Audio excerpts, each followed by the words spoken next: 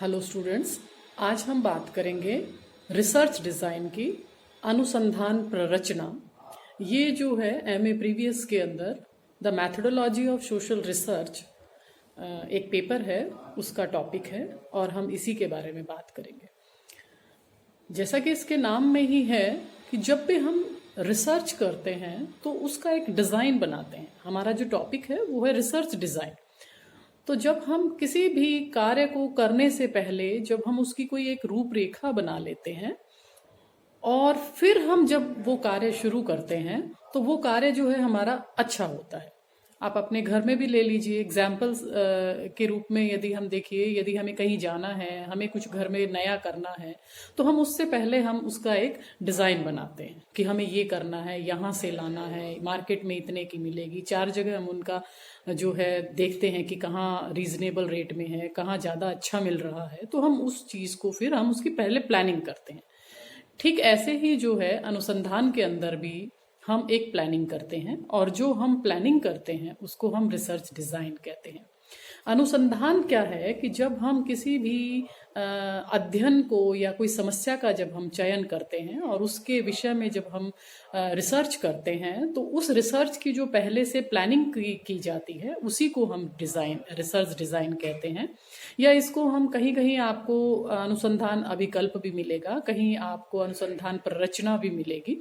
तो मतलब ये है कि अनुसंधान प्ररचना, प्र मतलब पहले और रचना मतलब नियोजन करना। तो अनुसंधान का हम प्ररचना क्यों बनाते हैं या रिसर्च डिजाइन हम क्यों बनाते हैं? क्योंकि ये हमें हमारे अध्ययन में एक मार्गदर्शन देता है कि हमें जो है अनुसंधान करने से पहले ये करना है। हमारे अध्ययन को प्रभावी बनाता है, हमारे अध्ययन को बहुत प्रभावपूर्ण ढंग से व्यक्त करता है।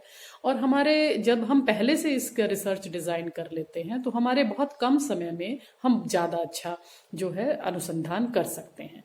तो इससे हमारे समय भी बचता है, हमारा पैसा भी बचता है, क्योंकि बहुत सारी प्लानिंग जो है हम पहले से ही कर लेते हैं। इसके अंदर जो है अनुसंधान जो है एक क्रमबद्ध ढंग से और प्रभावी तरीके से किया जाता है।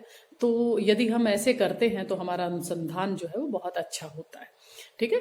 और इसके अंदर जो है अनुसंधान जो है हम प्रारंभिक से पहले करेंगे, प्ररचना जो है अनुसंधान करने से पहले करते हैं और इससे क्या है हमारे अनुसंधान में एक उपयुक्तता बनी रहती है। तो अब यदि हम परिभाषित करें कि अनुसंधान प्ररचना होती क्या है, तो अनुसंधान प्ररचना जो है एक ऐसी योजना होती है जिसके अंदर हम समस्या जब हम सेलेक्ट करते हैं, मतलब एक समस्या से चयन से लेकर और जब हम पूरा हमारा अनुसंधान कर लेते हैं और उसका एक प्रतिवेदन की रिपोर्ट, जैसे मान लीजिए हम एक रिपोर्ट तैयार करते हैं, उस रिपोर्ट तैयार करने तक की पहले हम एक खाका बना लेते हैं या पहले हम उसका एक डिजाइन कर लेते हैं। तो वही हमारी अनुसंधान प्ररचना होती है।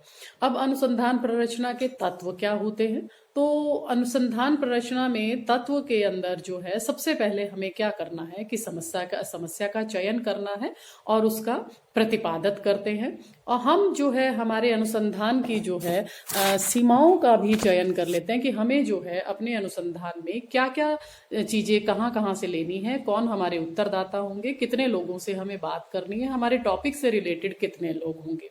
ठीक है। और इसके साथ साथ जो हमारे वेरिएबल्स होते हैं, जो हम रिसर्च करते हैं और रिसर्च करने के वेरिएबल्स होते हैं कि कौन कौन से वेरिएबल से हमें जो है ये रिसर्च करनी है, तो वो सारी चीजों का हम निर्धारण पहले से ही कर लेते हैं। हमारी टेक्निक्स हम कौन सी लेना चाहते हैं रिसर्च के अंदर, किस तरह का हम अनुसंधान करना चाहते हैं, उसमें कौन सी टेक्निक्स हमारी काम में आएंगी, ये चीजों का हम पहले से निर्धारण कर लेते हैं। हमारी हाइपोथेसिस क्या होगी, या मान लीजिए हम एक प्राकल्पना बनाते हैं या उपकल्पना भी जिसको हम कहते हैं, तो वो उपकल्पना हम कैसे बनाएंगे या हमें उपकल्पना कैसे होगी, हम उद्देश्यों का निर्धारण कैसे करेंगे, ये सब जो है हम अनुसंधान प्ररचना के अंदर पहले से ही बना लेते हैं। हम जो है फैक्ट्स इकट्ठे करते हैं, हमारे तथ्यों का संग्रहण करते हैं, हमारे डाटा जितने भी कलेक्शन होता है उन डाटा कलेक्शन की हमें कैसे करनी है, किन लोगों से बात करनी है, हमारे प्राइमरी डाटा कौन से होंगे, हमारे सेकेंडरी डाटा कौन से होंगे, इन सब का जो है हम निर्धारण जो है पहले से कर लेते हैं।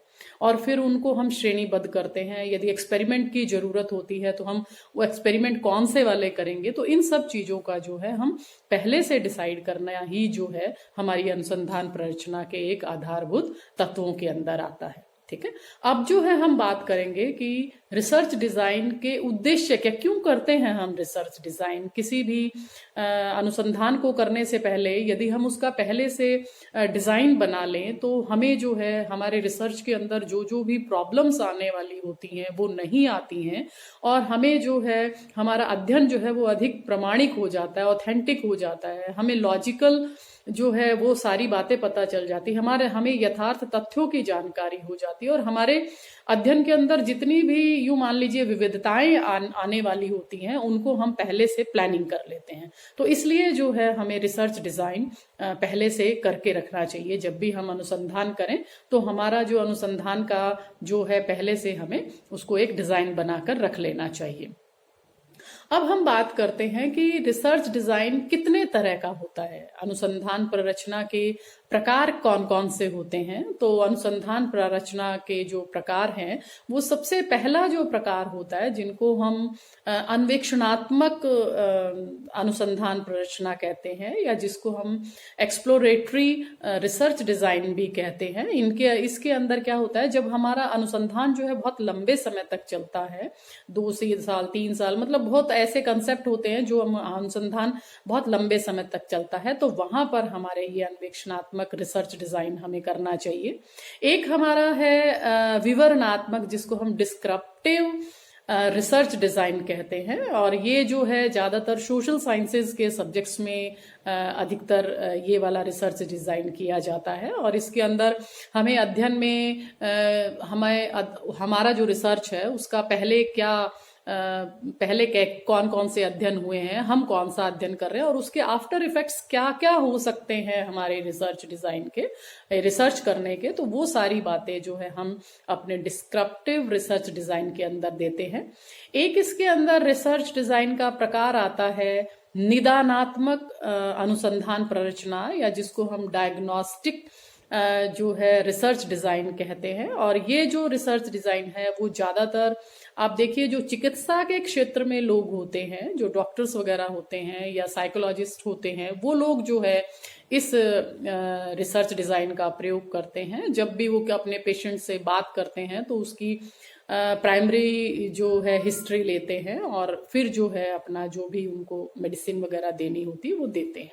तो ये निदानात्मक रिसर्च डिजाइन होता है। और एक चौथा और लास्ट इसका जो है वो है एक्सपेरिमेंटल रिसर्च डिजाइन, या जिसको हम कहेंगे प्रयोगात्मक अनुसंधान प्ररचना। ये वाला जो अनुसंधान है जिसके अंदर हम एक्सपेरिमेंट करते हैं, बहुत सारे विशेष रूप से जो साइंस के सब्जेक्ट्स होते हैं या जो साइंटिस्ट वगैरह IIT या इनमें जो इंजीनियरिंग के अंदर इस तरह के रिसर्च डिजाइन काम में आते हैं।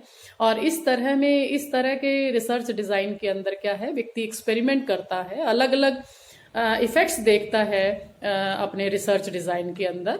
तो ये जो एक्सपेरिमेंट होता है ये research design experimental research design कहलाता है। इसके साथ साथ ही जो है इसके 3 पक्ष माना, एक अच्छा अनुसंधान जो है वो कौन सा माना जाएगा, एक अच्छा रिसर्च डिजाइन जो है हम यदि करना चाह रहे हैं तो उसमें हमें क्या क्या बातों का होना जरूरी है, उन बातों पर हम बात करेंगे। तो सबसे पहला जो है कि उसका एक अवलोकनात्मक पक्ष होना चाहिए। जब भी आप एक अनुसंधान करें वो केवल पढ़कर या किताबी या टेबल वर्क की बजाय यदि हम उस जगह को जाकर देखें तो शायद हमारा अनुसंधान जो है वो बहुत अच्छा, या रिजल्ट जो है उसके अच्छे आते हैं। तो हमें अवलोकनात्मक जो है रिसर्च डिजाइन को काम में लेना चाहिए। इसके साथ साथ जो है हमें सांख्यिकीय का जो है प्रयोग उसके अंदर जरूर करना चाहिए अपने रिसर्च डिजाइन के अंदर, कि हम कितने लोगों पर अध्ययन कर रहे हैं, कितने लोगों के पे किस तरह का उसका इफेक्ट आता है। तो अनुसंधान प्ररचना के अंदर इन सब बातों को देखा जाता है। और तीसरा पक्ष इसका आता है क्रियात्मक पक्ष, जिसको हम बोलते हैं एक्शन रिसर्च डिजाइन, जो इसके अंदर क्या है कि हमने जो भी अनुसंधान किया है उसका जो है समाज पर, यदि हम सोशल साइंस में रिसर्च कर रहे हैं तो समाज पर क्या इफेक्ट है, यदि हम कोई और तरह का रिसर्च कर रहे हैं तो उस पर उसके आफ्टर इफेक्ट्स क्या रहेंगे, क्या हमारा रिसर्च जो है आगे समाज में क्या फायदा देगा या लोगों को क्या फायदा देने वाला है, इन सब चीजों के अंदर जो है हमें देखना पड़ता है। तो रिसर्च डिजाइन जो है वो एक ऐसा शोध को जो है एक क्रमबद्धता देता है, शोध को एक प्रभावपूर्ण तरीके से प्रस्तुत करता है। इसके अलावा जो हमारा अनुसंधान है वो कम लागत में, या यूं कह दीजिए न्यूनतम लागत में, हम एक अच्छे तरीके से हम रिसर्च कैसे कर सकते हैं, इन सब को काम में लेने के लिए जो है हम जो तरीके अपनाते हैं वो एक रिसर्च डिजाइन होता है। Thank you.